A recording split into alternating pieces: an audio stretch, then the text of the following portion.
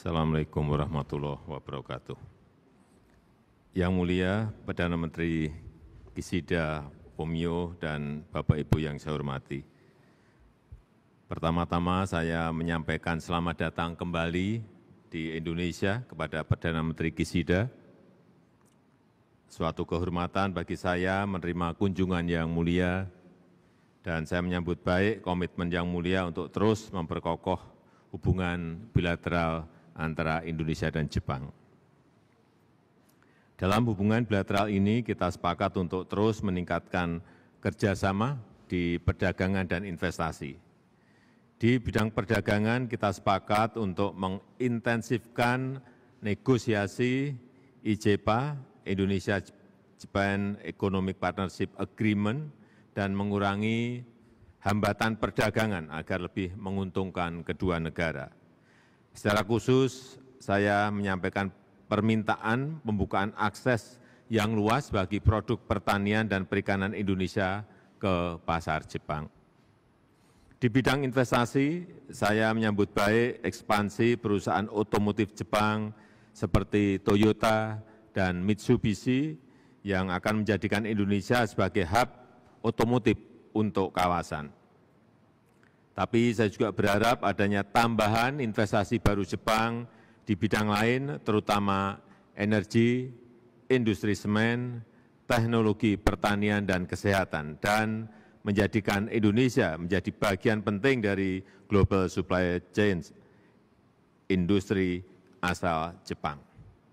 Di bidang infrastruktur, saya menyambut baik kelanjutan proyek Pelabuhan Patimban fase 1 tahap 2, serta penyelesaian proyek infrastruktur yang sudah berjalan seperti MRT Jakarta. Kedepannya Indonesia mengharapkan partisipasi Jepang pada proyek-proyek infrastruktur seperti di Ibu Kota Nusantara dan juga untuk Ambon Port. Di sektor kelautan dan perikanan, saya menyambut baik partisipasi Jepang dalam pembangunan sentra kelautan dan perikanan di Natuna dan Biak yang telah selesai, dan komitmen pembangunan sentra-sentra serupa di Sabang, di Moa, di Somlaki, dan Morotai.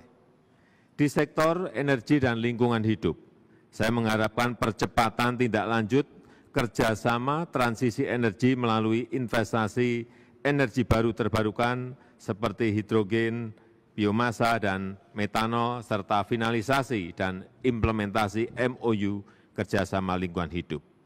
Di sektor ketenagakerjaan, saya menekankan tentang potensi besar pekerja migran Indonesia untuk mengisi lowongan kerja di Jepang. Penguatan kerjasama, pelatihan bagi calon pekerja migran Indonesia harus kita kerjakan bersama-sama.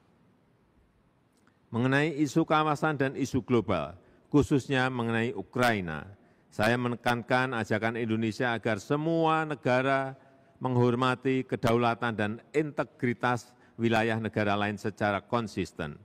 Perang Ukraina harus segera dihentikan, dan kita bersepakat untuk menciptakan situasi yang kondusif agar perundingan dan solusi damai dapat segera tercapai. Sejauh ini, saya telah melakukan pembicaraan dengan sejumlah kepala negara, kepala pemerintahan negara lain. Sekali lagi, perang harus segera dihentikan dan solusi damai harus segera dicapai. Dunia harus bekerja sama untuk mengatasi dampak perang, baik dampak kemanusiaan maupun dampak perekonomian. Presidensi Indonesia di G20 akan kita manfaatkan sebagai katalisator penanganan kemanusiaan dan pemulihan ekonomi dunia.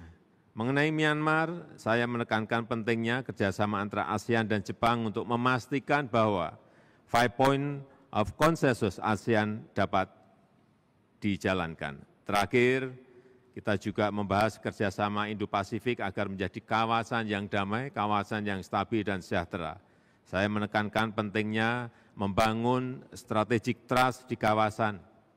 Indonesia dan ASEAN siap melakukan kerjasama dengan para mitra, terutama di bidang maritim, konektivitas, dan pencapaian SDGs, serta perdagangan dan investasi. Demikian yang bisa saya sampaikan.